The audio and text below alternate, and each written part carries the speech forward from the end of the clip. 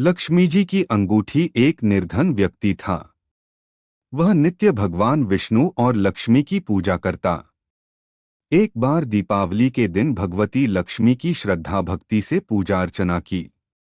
कहते हैं उसकी आराधना से लक्ष्मी प्रसन्न हुई।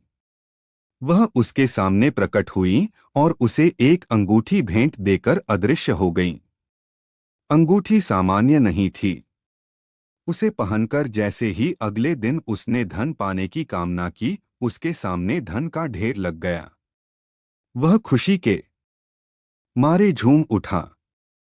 इसी बीच उसे भूख लगी तो मन में अच्छे पकवान खाने की इच्छा हुई। कुछ ही पल में उसके सामने पकवान आ गए। अंगूठी का चमत्कार मालूम पड़ते ही उसने अपने लिए आलीशान बंगला, नौकर चाकर आदि तमाम सुविधाएं प्राप्त कर लीं। वह भगवती लक्ष्मी की कृपा से प्राप्त उस अंगूठी के कारण सुख से रहने लगा। अब उसे किसी प्रकार का कोई दुख, कष्ट या चिंता नहीं थी। नगर में उसका बहुत नाम हो गया। एक दिन उस नगर में जोरदार तूफान के साथ बारिश होने लगी।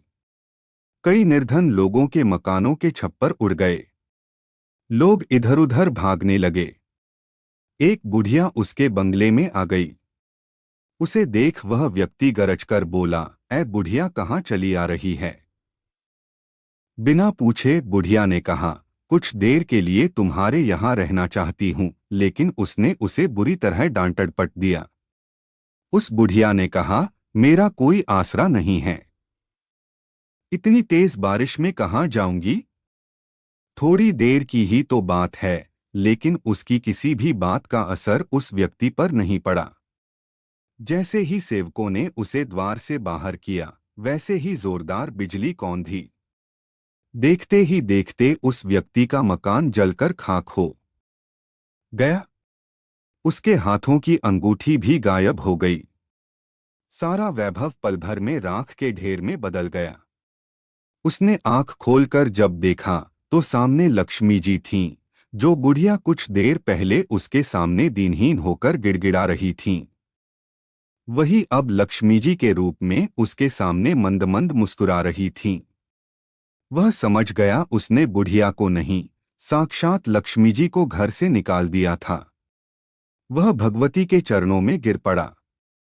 देवी बोली, "तुम इस योग्य नहीं हो। जहां निर्धनों का सम्मान नहीं होता, मैं वहां निवास नहीं कर सकती।" यह कहकर लक्ष्मी जी उसकी आंखों से ओझल हो गईं।